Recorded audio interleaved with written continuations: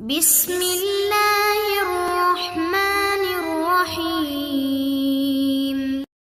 إن الحمد لله نحمده ونستعينه ونستغفره ونعوذ بالله من شرور أنفسنا ومن سيئات أعمالنا. من يهده الله فلا مضل له ومن يضلل فلن تجد له وليا مرشدا. أشهد أن لا إله إلا الله وحده لا شريك له وأشهد أن محمدا عبده ورسوله صلى الله عليه وسلم تسليما كثيرا. أما بعد، قال الله تعالى: يا أيها الذين آمنوا اتقوا الله حق تقاته ولا تموتن إلا وأنتم مسلمون. وقال رسول الله محمد صلى الله عليه وسلم: وكل بدعة ضلالة وكل ضلالة في النار. أما بعد، Ma'asyiral muslimin, jamaah salat subuh yang sama-sama mengharapkan ridha Allah Subhanahu wa taala. Alhamdulillah yang telah disampaikan oleh hamba-hamba yang bersyukur kepadanya. Salawat dan salam tidak lupa kita sampaikan pada kesempatan yang berbahagia ini. Saya akan menyampaikan satu buah hadis Rasulullah sallallahu alaihi wasallam di mana beliau bersabda: Man syahida anna la ilaha illallah wahdahu la syarika lah wa anna Muhammadan abduhu wa rasuluh wa anna Isa abdullah wa rasuluh wa kalimatuhu alqaha ila Maryam wa ruhum min wal jannatu haqq wan naru haqq adkhalahu Allahul jannata ala ma kana minal amal. Barang siapa yang bersaksi bahwa tidak ada sesembahan yang hak melainkan Allah Subhanahu wa taala, dan barang siapa yang bersaksi bahwa Muhammad sallallahu alaihi wasallam adalah hamba dan utusan Allah Subhanahu wa taala, dan barang siapa yang bersaksi bahwa Isa alaihi salam adalah hamba Allah dan utusannya dan kalimatnya yang disampaikan kepada Maryam serta ruh darinya, dan barang siapa yang bersaksi pula bahwa surga itu adalah benar dan neraka itu adalah benar, maka Allah Subhanahu wa taala akan memasukkannya ke dalam surga betapapun amal yang telah diperbuatnya. Dalam riwayat lain Rasulullah sallallahu alaihi wasallam bersabda, maka Allah akan mengharamkan neraka baginya. Hadirin yang dimuliakan Allah Subhanahu wa taala, barang siapa yang bersaksi bahwa Allah Subhanahu wa taala adalah Tuhan yang benar-benar disembah, maka Allah telah berjanji kepadanya dan Allah akan masukkan dia ke dalam surga, dan Allah mengharamkan baginya neraka. Dalam riwayat yang lain Rasulullah sallallahu alaihi wasallam bersabda: Innahu man qala la ilaha illallah, barang siapa yang mengatakan la ilaha illallah, tidak ada Tuhan selain Allah Subhanahu wa taala, aw man syahida, atau barang siapa yang bersaksi annahu la ilaha illallah, tidak ada Tuhan selain Allah Subhanahu wa taala, wa anni rasulullah, dan sesungguhnya aku adalah utusan Allah Subhanahu wa taala, haramallahu alaihi nar, maka Allah Subhanahu wa taala mengharamkan neraka baginya. Hadirin yang dimuliakan Allah Subhanahu wa taala, dari hadis ini kita dapat kesimpulan bahwa ahli tauhid dikelompokkan menjadi 3 kelompok. Yang pertama,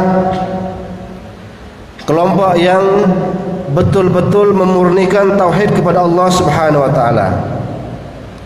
Kemudian yang kedua, kelompok yang memurnikan Allah Subhanahu wa taala, memurnikan tauhidnya kepada Allah Subhanahu wa taala, namun amalannya bercampur antara amal yang baik dan amal yang buruk.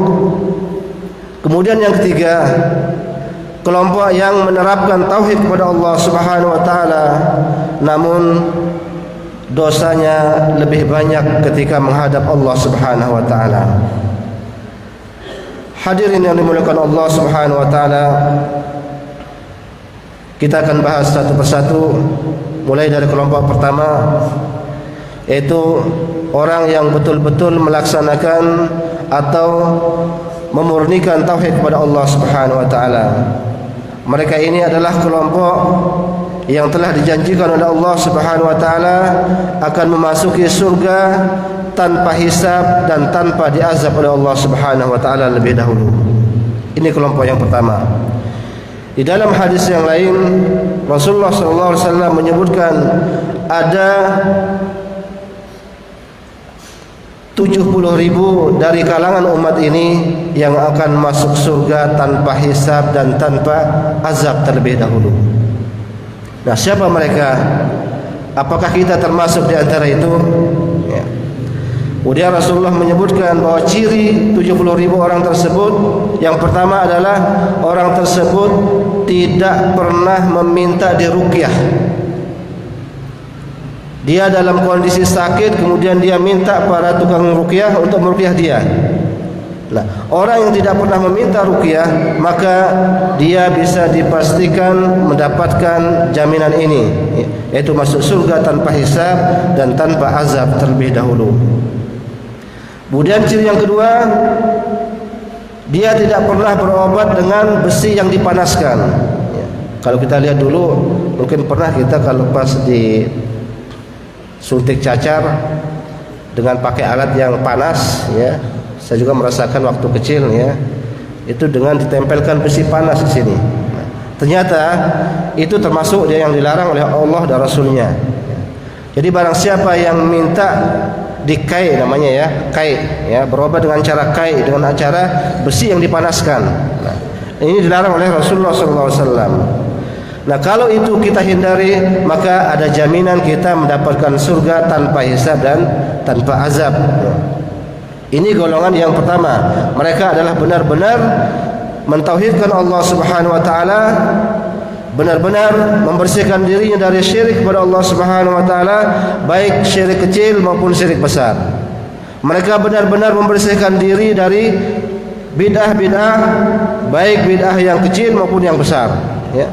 Dan juga mereka pun membersihkan diri dari dosa-dosa dan kemaksiatan kepada Allah Subhanahu wa taala, baik dari dosa besar maupun dosa-dosa kecil.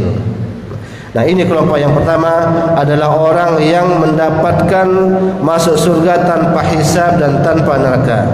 Mudah-mudahan kita termasuk di antara ini, ya. Kemudian kelompok yang kedua. Nah, kelompok yang kedua ini termasuk orang yang bertauhid namun amalannya bercampur. Ada amalan baiknya dan ada amalan buruknya. Nah, ini sebagaimana sabda Rasulullah sallallahu alaihi wasallam, sebagaimana firman Allah Subhanahu wa taala, "Faman kana yarju liqa'a rabbih falyamal 'amalan shalihan wa la yusyrik bi ibadati rabbih ahada." Nah, kelompok yang kedua ini dia betul-betul menerapkan tauhid kepada Allah Subhanahu wa taala dan tidak pernah berbuat syirik kepada Allah Subhanahu wa taala, tidak pernah mendatangi dukun, tidak pernah meyakini sesuatu mendatangkan manfaat selain Allah Subhanahu wa taala. Maka kelompok yang kedua ini akan mendapatkan keutamaan. Di antara keutamaannya adalah yang pertama, apabila kelompok yang kedua ini bertobat kepada Allah Subhanahu wa taala meskipun dia memiliki amalan yang buruk, ya, maka Allah akan mengampuni dosa-dosanya. Yang kedua, ya, keutamaannya adalah apabila mereka bertemu dengan Allah Subhanahu wa taala kelak dengan membawa dosa besar, ya, dengan membawa dosa besar dan belum bertobat, ketika dia meninggal dunia dia membawa dosa besar dan belum sempat bertaubat kepada Allah Subhanahu wa taala, tapi dia bertauhid kepada Allah Subhanahu wa taala. Dia membersihkan dirinya dari syirik, membersihkan dirinya dari dosa-dosa, namun dia tidak terhindar dari dosa-dosa besar dan belum sempat bertaubat kepada Allah Subhanahu wa taala.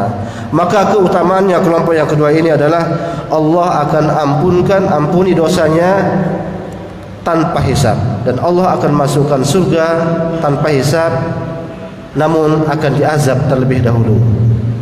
Ini kelompok yang kedua. Kemudian keutamaan yang ketiga, kelompok yang kedua ini mereka memiliki amalan yang buruk dan amalan yang baik, dan Allah akan menimbang terlebih dahulu amalan buruknya sebelum Allah masukkan dia ke dalam surga.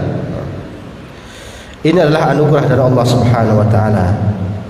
Dan yang ketiga, hadirin yang dimuliakan Allah Subhanahu wa taala, mereka adalah kelompok yang bertauhid kepada Allah Subhanahu wa taala. Mereka ikhlas dengan tauhidnya kepada Allah Subhanahu wa taala. Mereka menjaga akidahnya kepada Allah Subhanahu wa taala, dan dia berlepas diri dari kesyirikan, berlepas diri dari orang-orang yang berbuat syirik, berlepas diri dari dosa dan orang-orang yang berbuat dosa. Nah, mereka ini digambarkan oleh Rasulullah sallallahu alaihi wasallam pada hari kiamat kelak seperti seorang laki-laki yang datang pada hari kiamat, sebagaimana yang disebutkan dalam hadis yang begitu panjang, namun sini saya ringkas sedikit. Dalam artinya bahwasanya ada seseorang laki-laki datang pada hari kiamat di hadapan manusia. Jadi seluruh manusia akan menyaksikan orang tersebut. Ketika itu Allah Subhanahu wa taala membentangkan 99 lembaran, ya, 99 lembaran catatan dosa-dosanya. Ini orang yang ketiga, ya. Jadi masing-masing orang memiliki 99 lembar dosa, catatan dosa dan kesalahan-kesalahan. Jadi Allah memperlihatkan di hadapan manusia, ya. Dan orang ini menyaksikan lembaran-lembaran tersebut, dan satu lembaran tersebut itu sejauh mata memandang. Allahu Akbar, ya. Jadi satu orang memiliki kesalahan hampir 99 lembar, ya, catatan keburukan dan dosa-dosanya. Dan satu lembar itu sejauh mata memandang. Bayangkan berapa dosa yang kita miliki. Nah, ini yang Allah pajangkan, Allah bentangkan di akhirat kelak, ya. Kemudian ketika orang ini melihat catatan amalannya, dia pun merasa takut kepada Allah Subhanahu wa taala. Dia takut dan was-was. Dia seakan-akan tidak akan berani berhadapan dengan Allah Subhanahu wa taala. Namun Allah Subhanahu wa taala dengan Rahman dan Rahimnya, Allah bertanya kepada dia, "Wahai fulan, ini adalah catatan-catatanmu, ini adalah catatan dosa-dosamu, ini adalah catatan-catatan kesalahanmu. Apakah kamu mengingkari masing-masing tersebut?" Si fulanin mengatakan, "Demi Allah ya Rabb, aku tidak mengingkari hal tersebut. Itu betul-betul aku lakukan, ya. Dosa-dosa yang telah dipampangkan tadi adalah betul-betul telah aku lakukan." Dan orang ini sambil tertunduk di hadapan Allah Subhanahu wa taala. Akan tapi Allah Subhanahu wa taala dengan kasih sayangnya, dia memberikan catatan yang lain. Dia bertanya kepada hamba tersebut, "Wahai hambaku, apakah kamu memiliki amal yang lain selain ini?" Dia mengatakan, "Saya enggak punya amal ya Allah. Aku enggak punya apa-apa. Aku hanya memiliki dosa dan maksiat.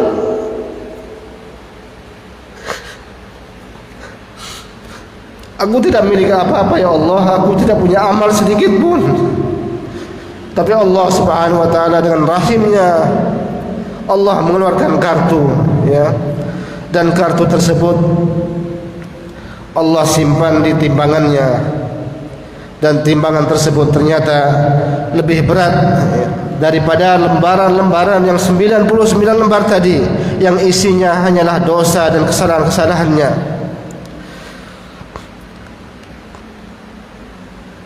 Dan ternyata yang ada dalam kartu tersebut tertulis kalimat La ilaha illallah Muhammad Rasulullah sallallahu alaihi wasallam.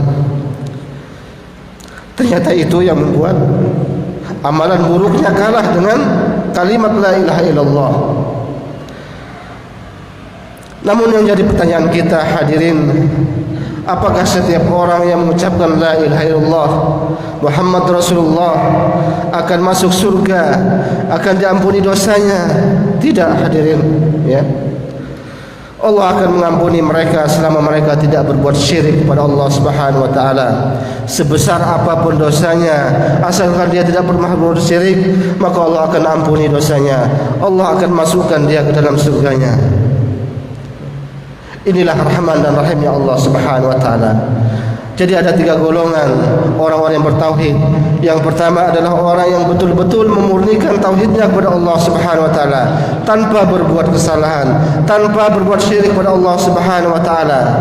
Dan kelompok yang kedua, dia berakidah dengan yang benar, namun amalannya masih bercampur antara amal yang baik dan buruk. Dan yang ketiga ini adalah kelompok yang bertauhid kepada Allah Subhanahu wa taala, namun dosanya lebih besar daripada tauhidnya.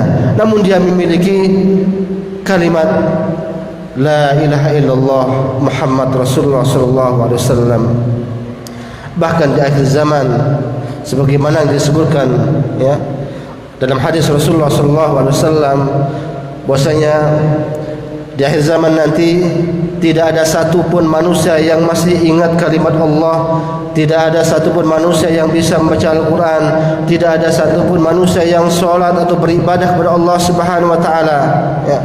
Namun mereka memiliki, dan dalam hadis tersebut disebutkan, kami dahulu pernah mendengar nenek moyang kami mengatakan kalimat La ilaha illallah, maka itu yang akan menyelamatkan dia dari azab neraka. Na'udzubillahi min dzalik. Hadirin yang dimuliakan Allah Subhanahu wa taala. Kemudian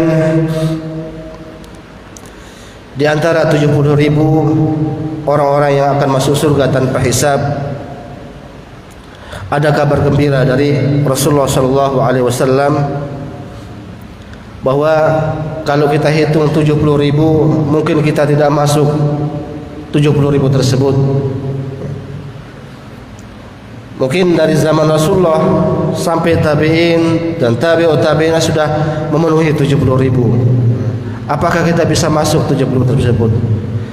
Kabar gembira dari Rasulullah SAW, masing-masing dari satu orang dari 70.000 tersebut akan membawa 1.000 orang.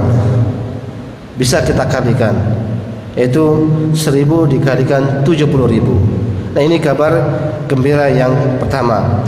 Kemudian kabar gembira yang kedua, bahwa surga akan diisi oleh setengahnya dari umatnya Nabi Muhammad SAW. Dan kabar yang ketiga, bahwa di dalam surga itu terdapat 120 shop penghuninya. 80 shop terdiri dari umatnya Nabi Muhammad SAW, dan 40 shop lainnya adalah dari umat nabi-nabi yang lainnya. Jadi ini adalah kabar gembira dari Rasulullah SAW. Demikian yang dapat saya sampaikan, kurang lebihnya mohon maaf. Aqulu qouli hadza subhanakallahumma wa bihamdika asyhadu an la ilaha illa anta astaghfiruka wa atubu ilaik. Wassalamu alaikum warahmatullahi